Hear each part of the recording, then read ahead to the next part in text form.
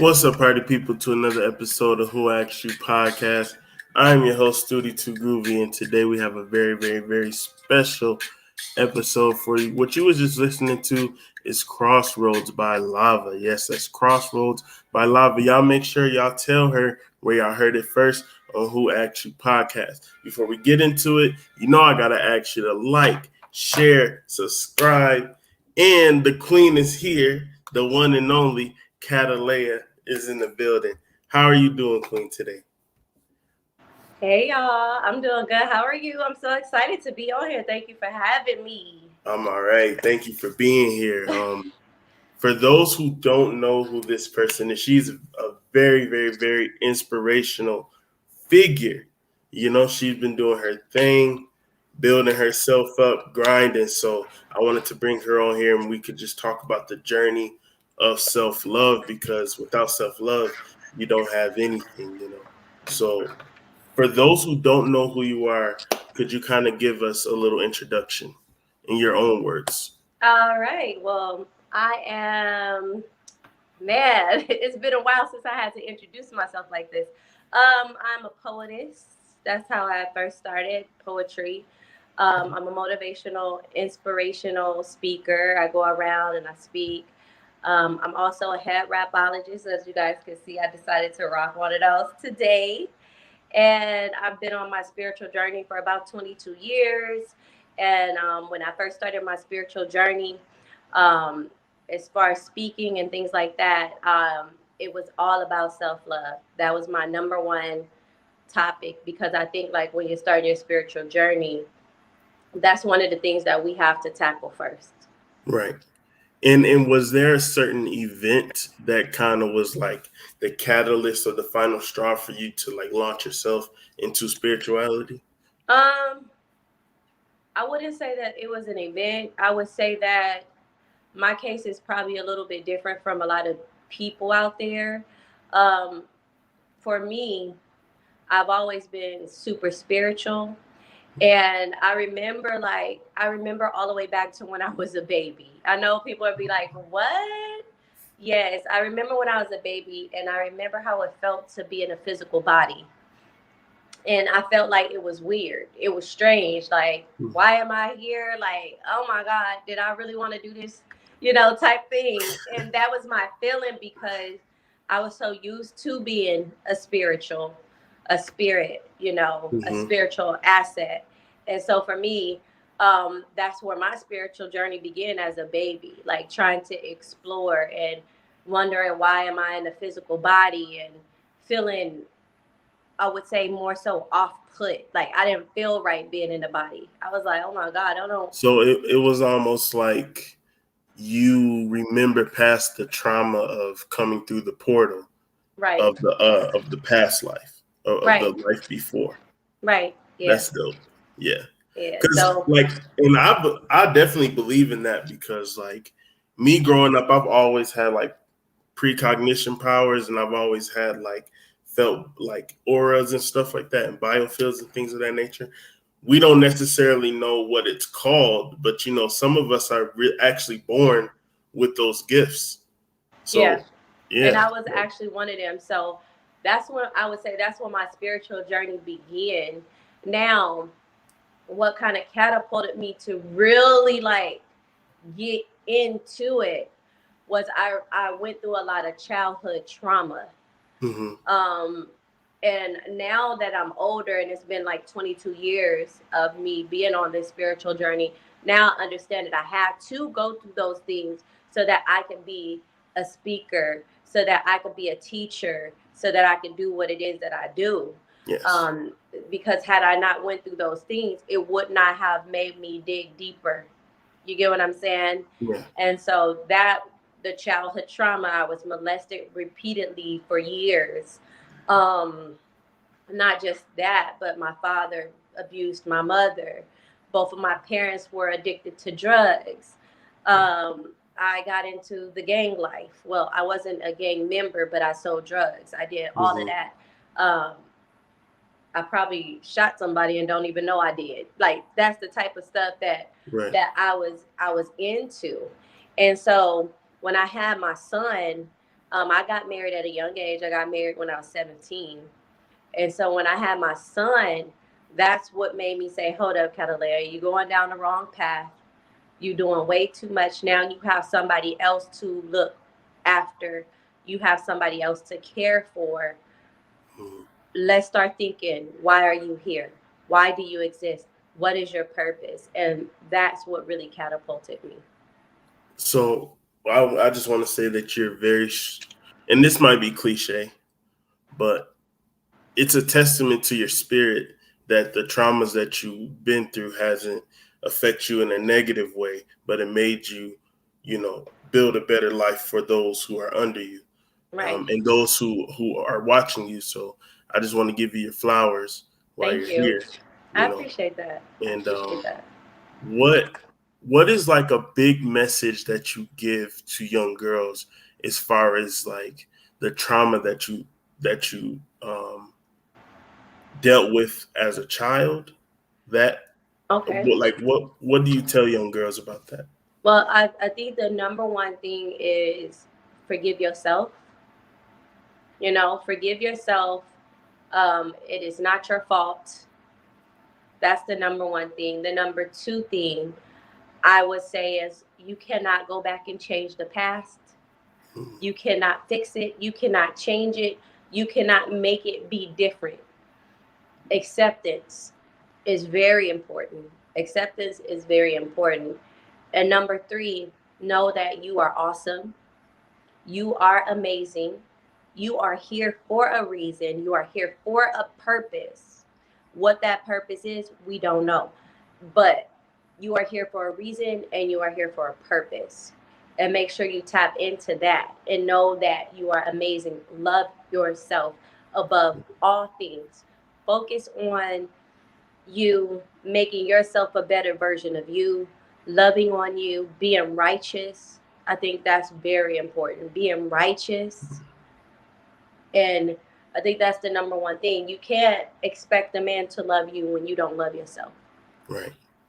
And that kind of segues into one of the questions I want to ask you about your view on protecting women, because I know that something happened fairly recently that gives an example of why women need to be protected.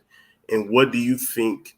Because obviously the Black community fails at protecting their Black women. So what do you think in what needs to happen to protect Black women more, and how do you think we should bridge the disconnect between melanated men and women? Because clearly there is a disconnect.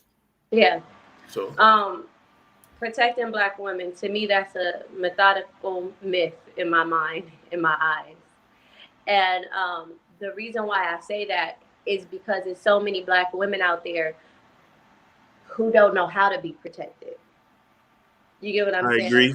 I It's a definitely lot of agree. Black men who do want to step into that role and they want to protect you. But let's just hypothetically, let's talk about something. This is a hypothetical theory. Let's say you walk up to a woman and she has like 3 or 4 bags of groceries. They look heavy or whatever, and you're like, you know what? Let me go ahead. Let me get that for you. Let me carry those bags for you. As a man, you feel like you're obligated. Now you don't want nothing from her. You don't care if she's attractive. You're not even thinking on that level. And what will be one of the first things that most Black women, period, or women, even women do this? Oh no, I'm good. I got this. I'm Yeah, okay. Like, yeah. you trying to holler at me, huh? Like, that type of attitude. And so Black women are not being protected because a lot of times they don't know how to be protected. They don't want to be protected. And it's too much of male bashing going on, talking Hmm. bad about the Black man and things like that, instead of walking in your femininity and being grateful that a man, whoever, Black, white, Hispanic, whatever, decides that, you know what, this is a woman. I'm going to show her a certain amount of respect and ask her if she needs help with these bags. You get what I mean? I feel like that trickles down into actual relationships too, because you might a woman might not fully appreciate or respect a good man. And so when they do things, they either look at it as weak and feminine, or when they get used to it, they start taking it for granted, and then they start dogging the man out because now they feel like they don't have to keep it up because this is what you're supposed to do, Right, forgetting that all men aren't like that, and right. all men, like, you know, like, wouldn't put up with certain things that real good men do. Right. Um, And I feel like the way to bridge the gap between Black men and Black women, or melanated men, melanated women, is everybody needs to take accountability for what it is that they do or did. right. Period. Instead of always like, we're so quick, the Black man is quick to say, oh, Black women are like this and that and this and that. And it's a lot of us who are not, like me. And then same thing with Black women. Black men are woo woo woo, they ain't shit, they dogs, da da da da da. Same thing. Instead of us saying, wait a minute, I've done some bad things as a Black woman. I've done some things that maybe I need to check myself on. I Right. could be the issue. Same things with the brothers. Brothers say that they want good women and they say they want feminine women, but a lot of times those are the women they tend to take advantage of or overlook, Hmm.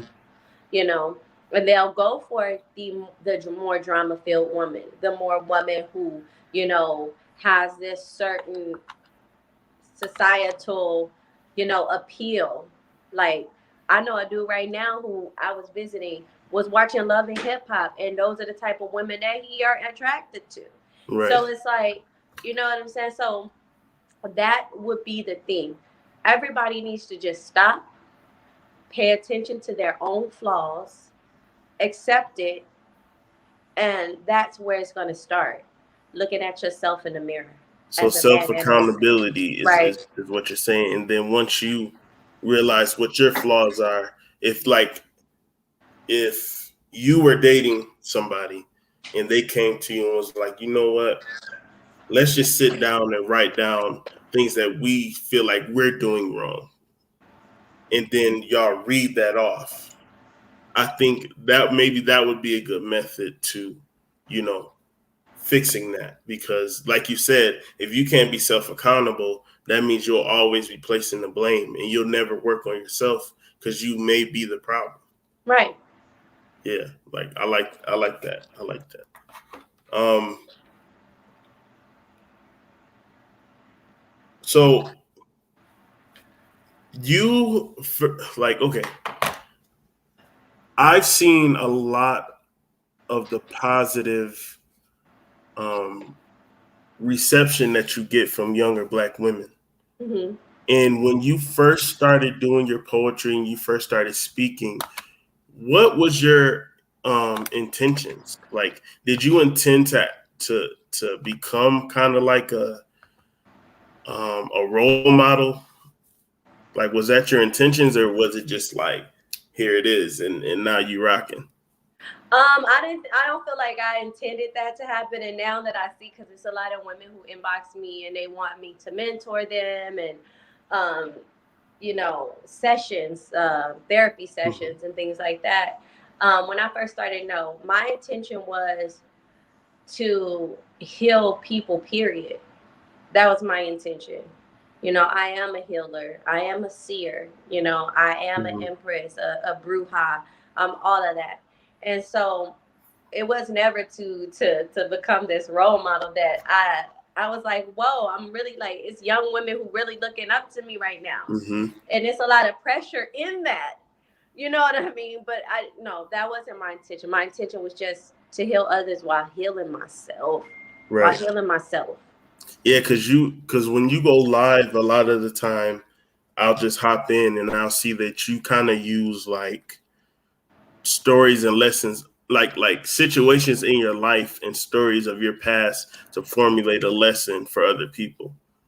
Yeah. And that's like why I respect what you do, because you're not just like reading a book or listening to somebody else talk and then regurgitating the information. No, you actually showing proof of concept by utilizing your actual experiences.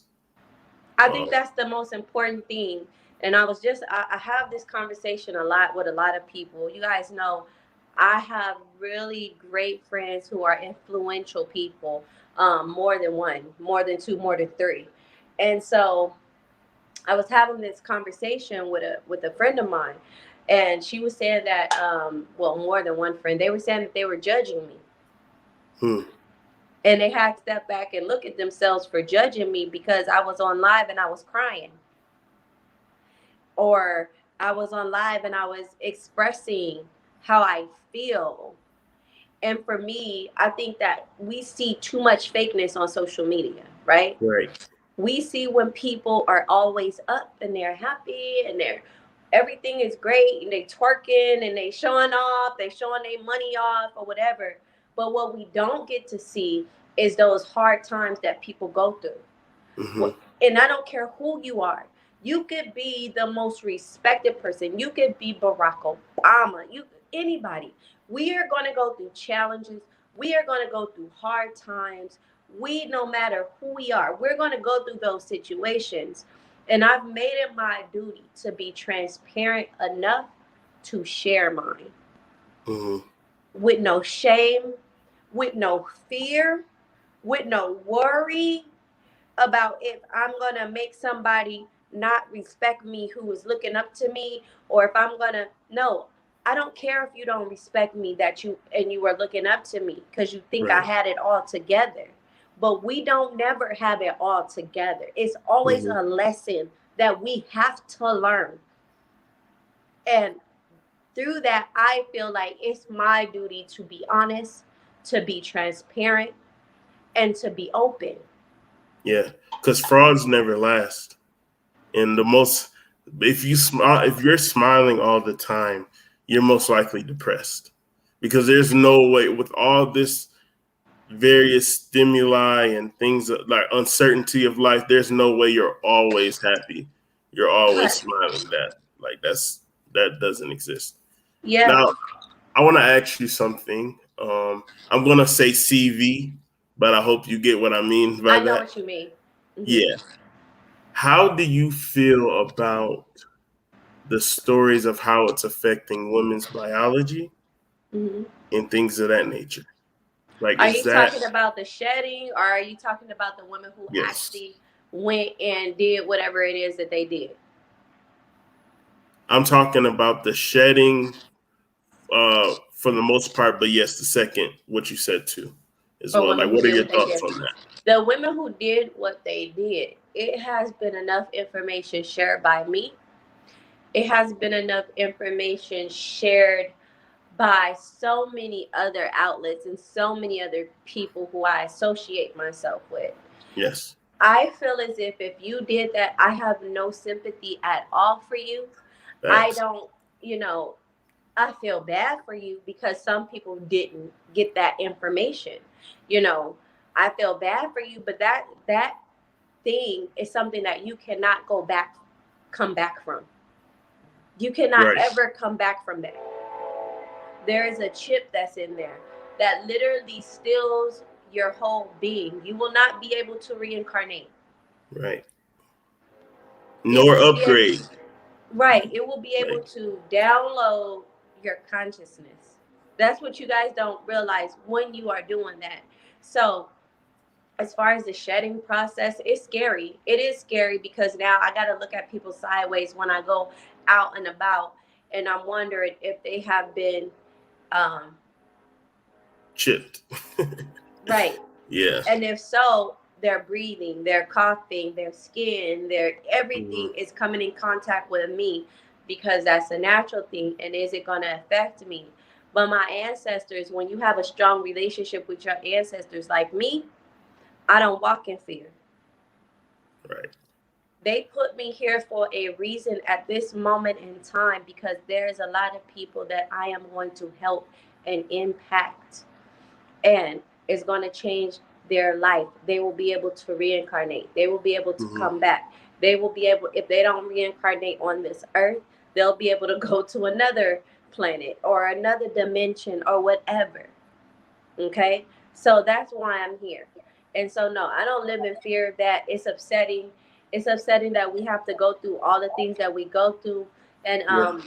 it's just more so it's frustrating, that we don't see. A lot of us don't see Yeah. all of the things, and we don't see that the power that we have, especially black black women, if you are listening right now, you are a portal. You are a creator. You are so powerful. Every day you relinquish your powers. You lower yourself. You don't really understand who you are as a goddess. And I mean, it's disheartening. Yeah. It's disheartening. One of the things that I kind of try to protect myself mentally with is just like free will, the concept of free will. Because just as much as you can research basketball stats and who's dating who, you can research what's going on. Right. So I kind of try to use that as a kind of force field because it like I don't know if you know, but in a few years, people may be dropping like flies. Oh, they So will be. It's yeah, not a may. yeah. So I kind of gotta like even mentally prepare for that. Like I've been. This is crazy because I've been mentally preparing for this very moment in time, damn near all of my life. I've had visions. I've seen it. I know it, and now it's even more so surreal because I'm seeing it physically at this moment. hmm You know, so it's like to be able to prepare yourself is to understand that you're not you. You're not your body. This is right, this is not you. This is a vehicle that you're driving. You are inside of this body, the real you. So you are a spiritual being having a physical experience, right? right, So you can kind of learn how to detach yourself, you know, from that so that you will be able to go through the situation. It's not numbing yourself. It's not saying that you don't care about other people's physical experience. hmm It's just saying, I'm a spiritual being. I'm here temporary. I'm learning something. This is a classroom for me. You know, I have to be here at this present moment in time to get something from whatever it is I have to get so that I can ascend to the next level. I can go into the next spiritual realm or the next earth or wherever I'm going to. I love that you said that, because one of the newest concepts that I've thought of, and I'm not saying I'm the first person to think of this, but I'm the first person to ever say it. It's a concept of neutrality, and live your life as a neutron. Neutrons are balanced. They have equal amounts of photons, protons and electrons, and they cancel each other out. And when Mm-hmm. you wake up in the morning, your state of being is neutronic, meaning you don't have any negative or positive energy coming your way. I feel like one of life's purpose is to learn how to stay in that state of balance. And I feel like meditation is one of those routes. What do you think about that? Like, do you think meditation is key of, centering yourself, or like what techniques, if not, what other techniques do you do for your own person? I think meditation is very important, but for me, more than anything, it's just a strong personal relationship that you have with yourself. For me, I understand like my spiritual journey is lonely. Yeah, And what I mean by that is like energy, right? Will how do you put it? Like energy will gravitate like energy, right?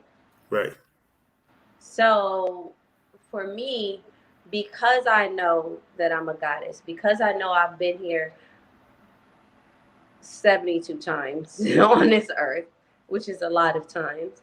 I know I've been here 72 times. I know, you know, everybody's energy is not going to be able to resonate with me because of right, that.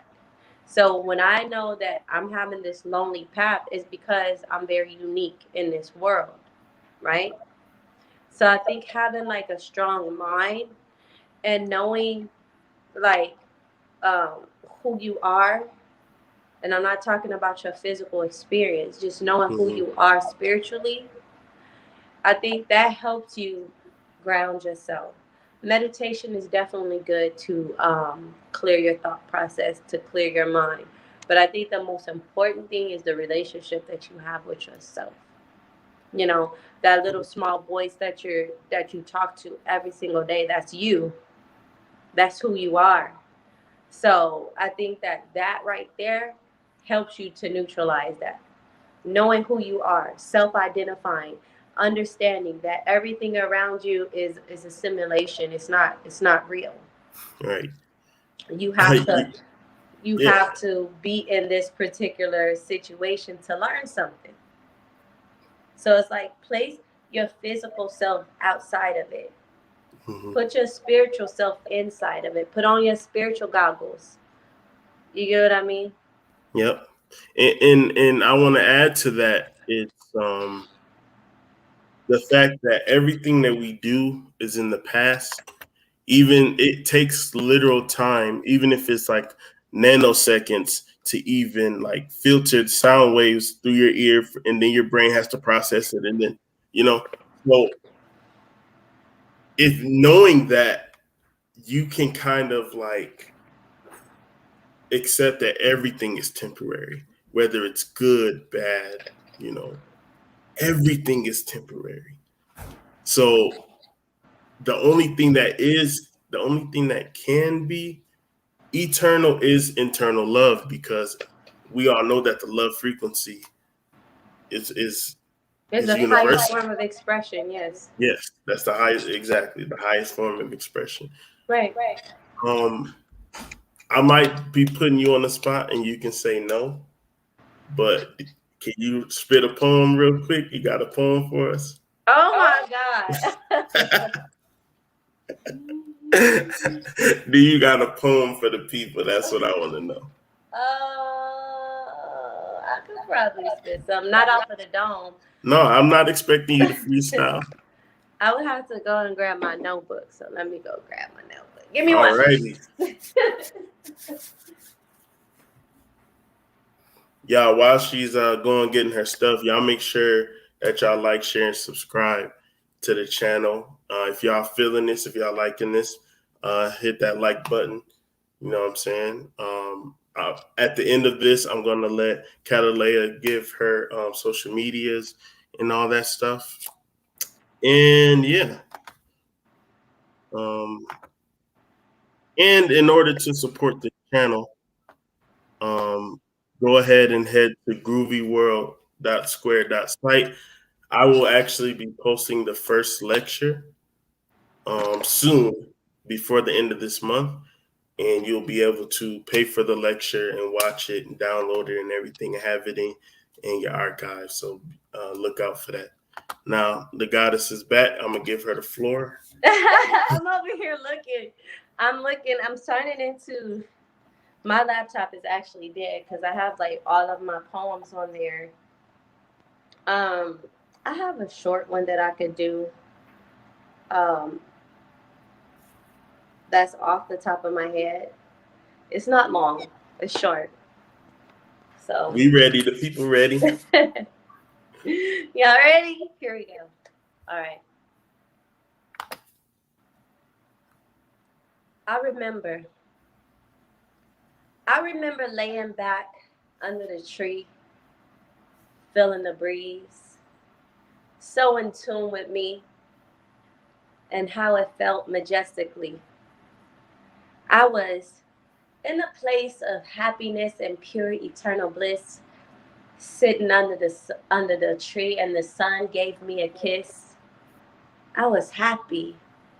I was by myself, alone, in my own zone, a queen sitting on my throne that you could never dethrone. Oh yeah, we own self-love, self-love.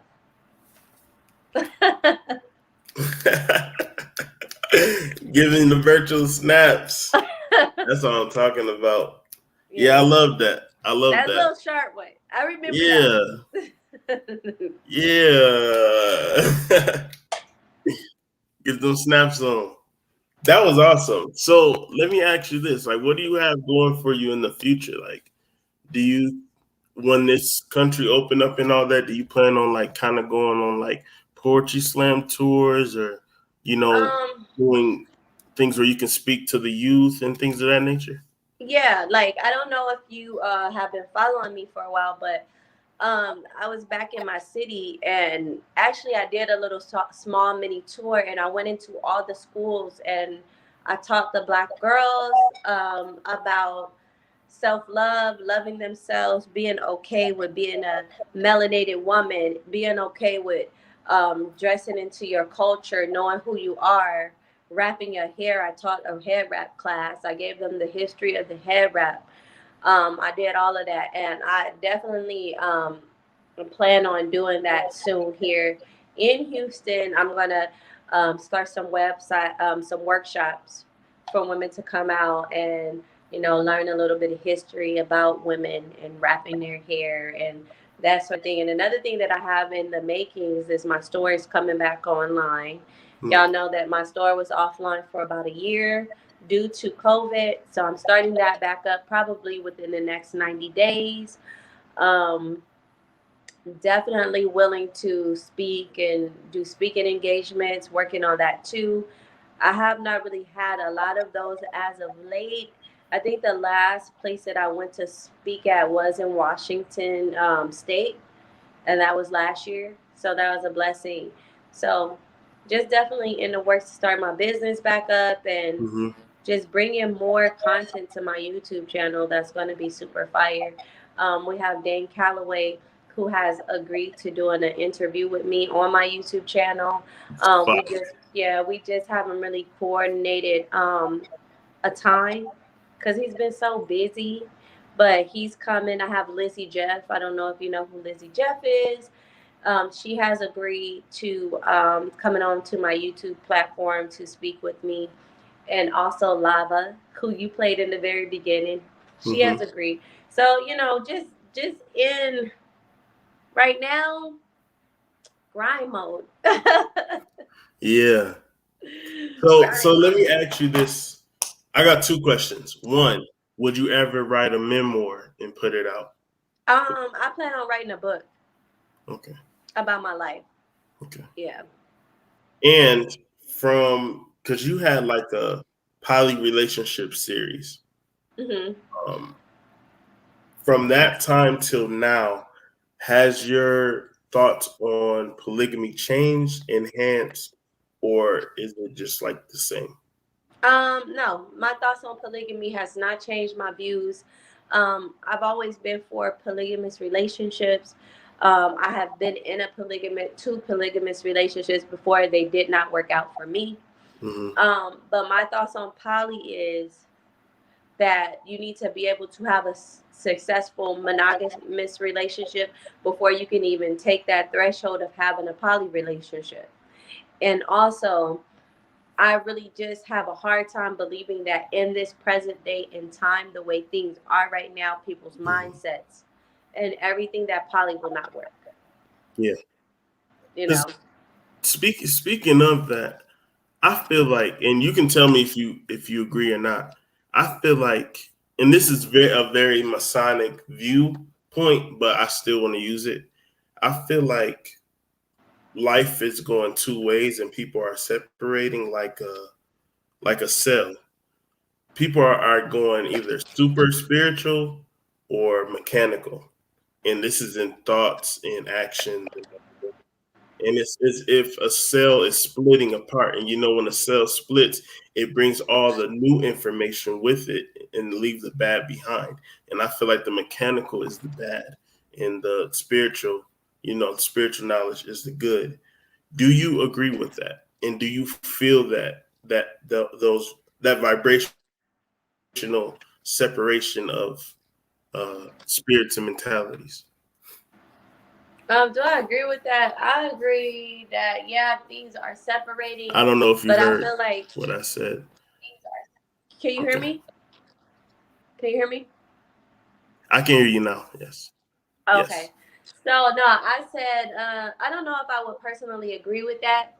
I would say it's definitely separating, for sure. I would say that. However, I would say that the majority of it, people are not trying to live no spiritual life. You know what I'm saying? Now they may be more so tapping into it, curious now about it.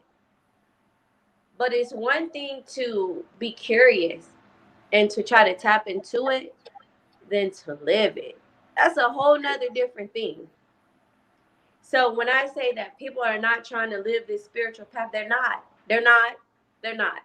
And even some of the people who claim to be living the most spiritual path, they still struggle with, unrighteous things. You know what I mean? They still have to put themselves in check. They still have to make intelligent decisions for themselves, but sometimes they don't be the best decisions. Right. So I mean, I agree, but then I disagree. Like, When I say spiritual, I just mean like actions with good intentions, because you can't really control how your actions negatively or positively affect someone. But if your intent wasn't to harm, I feel like that makes you living in accordance with spirit, you know.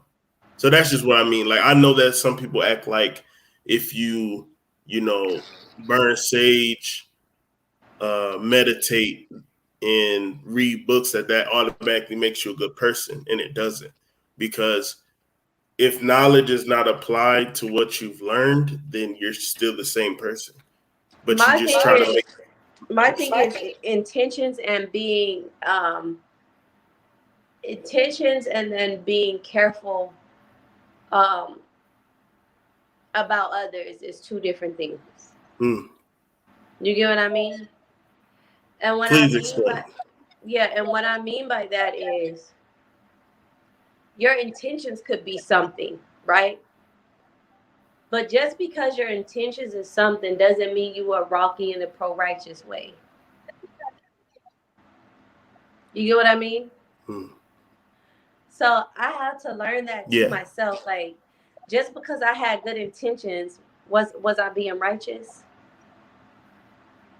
Probably. Sometimes no. You know what I mean? Like, sometimes no. No. Well, okay, so let me ask you this. Do you think, let's say somebody is like a super Christian, right? But you want to show them information that'll get them out of that, but with that information, they became depressed and distressed. So were you still pro-righteous in doing that? Because even though it was negative for them, your intention to break the spell was good, and you know that eventually it might bring them to a better clarity of life. No. I feel like I feel like that was wrong. You know? I've learned now, I let people come to me when they're ready. Mm. You get what I mean? Like, I don't go trying to tell somebody who's a Christian, you wrong. Woo woo. I do whatever I do. I speak with clarity. I speak with peace. And I feel like the right people who are going to resonate with that are going to gravitate themselves to me at the right time when they need it. So to answer that question, if somebody did something like that, yes, they were wrong, whether their Mhm. intentions were good or not. You get what I mean? Because you have to let people come to you when they're ready. Right. But do you agree that a lot of people that are ignorant to information kind of come at you with anger because some part of them know that you're telling the truth? Because I'm just telling you from my Oh yeah, experience. they do. They do, and I don't care. Yeah. That's their own personal. That's how I had to learn too with people. I had to learn with people that I cannot let anybody else get me down, right? Mm-hmm. I cannot let anybody else get me down based on whatever their personal issues is. So let's say you out here and you're talking to the people and you're teaching people and you have a lot of people who are receiving it, but then you have those couple people who are like, oh no, whoa, whoa, whoa, whoa, whoa, whoa, whoa, whoa, whoa. The best way to Yeah. get past that is to be like, you have a personal issue that does not involve me. Mm-hmm. It's that simple. I Yeah. wouldn't even care. I wouldn't even care. That's your personal problems. Yeah. Are you paying my bills? When I go Get to bed at the. night, am I going to think about you being mad at me for my personal beliefs? Mm-hmm. I'll be on General SETI energy though. I'm like, let me get that demon on up out of you real quick. Let me get that demon up off of you. Yeah, The no, key in I mind don't says I care. strive every day to keep myself elevated as much as possible. Being human with everyday trials test that often, but my mistakes actually elevates me just as much. Hey, that's what it's about. That sounds like self responsibility, so that's good. I have. Let me think. I think I have one more question for you. Okay. You said that you do some seminars on like the history of hair wraps and da da da da. Can we get a little glimpse of that? Like, can you kind of? Because I have grown up like my. I'm not trying to be funny, but my mom and my auntie were very Erica Badu-ish with the hair wraps and stuff. So Hmm. I never knew like. I just thought that was like a hair rap thing. Like I didn't know that there was kind of like a history behind it. So do you mind kind of giving us a little bit of history before we head out of here? Yeah.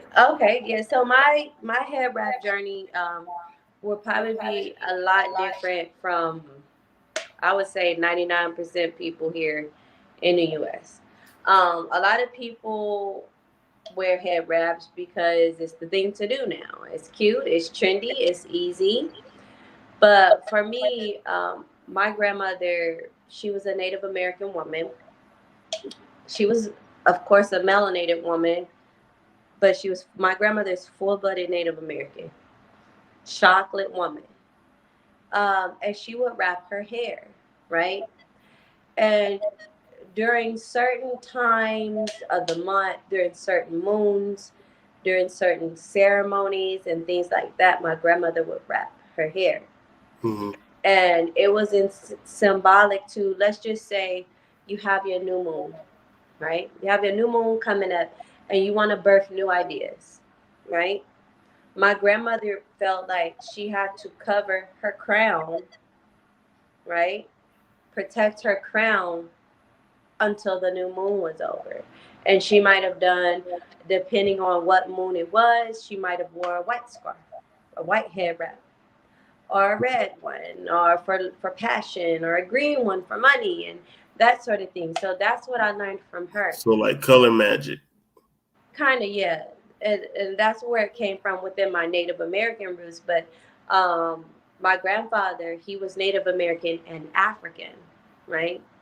So I learned a lot of my African things from my great grandmother. And it was more so like, if you were married, you would wrap your hair in a certain way, because she was a married woman. So she taught me, like, you would wrap your hair like with a certain type of cloth or a certain color to show I'm a married woman, you know. Or when my great grandfather passed away, she would wrap her hair a certain way. I'm a widow. Oh, okay. You know what I mean? Yeah. And then just everyday life, sometimes, we black people, so she want to Mm-hmm. stun on them, right? She may want to stun on them. Certain hair wraps be like, I'm wealthy. Certain hair wraps you wear show that you are from a certain status or a certain class. So that's where it started from with me personally. But women from all over the world, all different cultures, all different backgrounds, have different stories to tell about why they wrap their hair. Some people do it for spiritual beliefs, but in my case, mine was more so like it's just a way of life. Right. A way of life. I've been wrapping my hair. Y'all could go back like to when it wasn't cool. I was wrapping my hair, like, because that's been my journey. So I go over a little bit of the history of the head wrap, saying like different countries, different places where you live, different things like that symbolizes different head wraps, different cultures. And it's so many. It's too many for me to even break down right here. But yeah. I have a question too. You said that you have Native American in you. I do as well. I'm black. My mother's side is Blackfoot Indian, but I don't know which tribe because Blackfoot Indians are like an amalgamation of a couple, tribes. Do you know which tribe your family Hmm. is from? Yeah, I'm 75% Native American. I only have one known relative who was African, which, like I said, was my great granddaddy. Shout out to great granddaddy Prophet Gordon, that's his name. And To the ancestors. he was the only African family member of my Hmm. family. Everybody else was Native American, and so I'm Cherokee Hey. from the Shafonka Nation.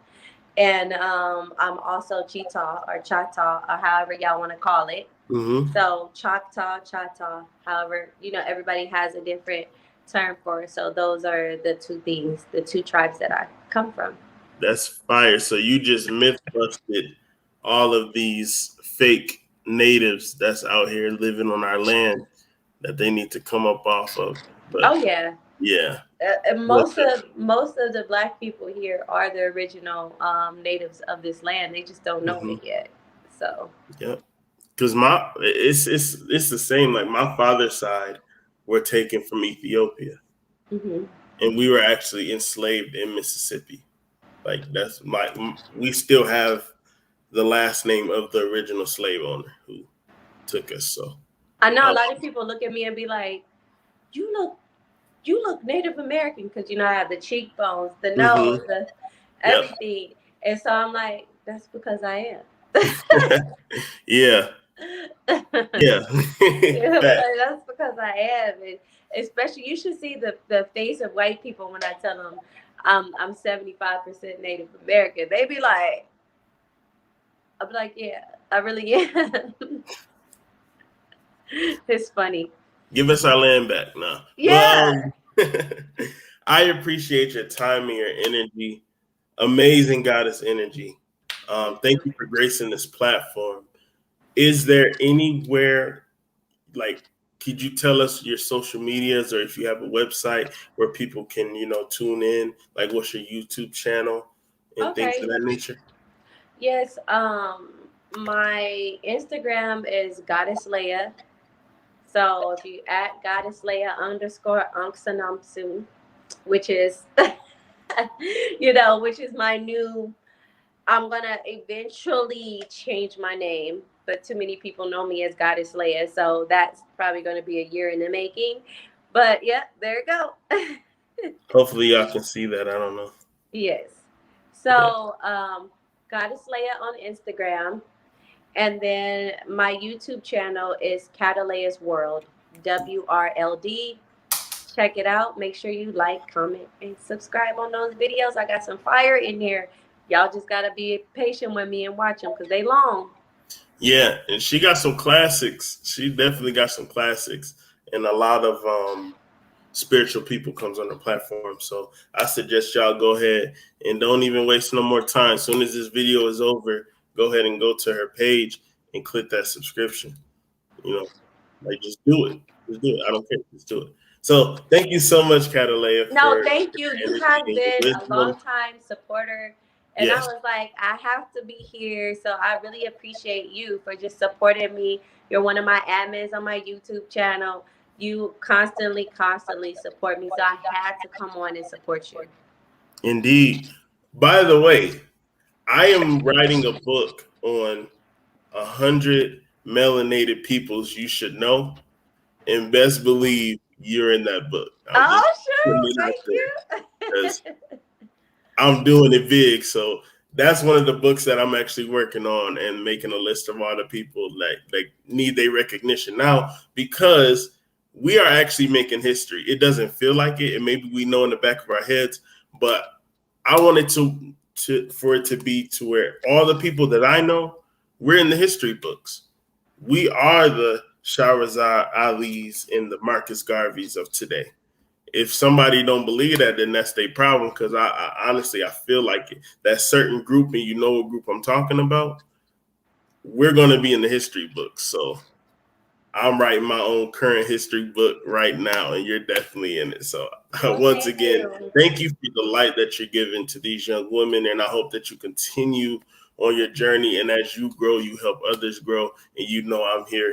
I'm your brother, spiritual brother here. So I will always continue to support you. Thank you. And you have a good one. I'm about to go smoke this blunt. Hey. So we're gonna leave this like we always do, with love and light. Peace. Peace, everybody.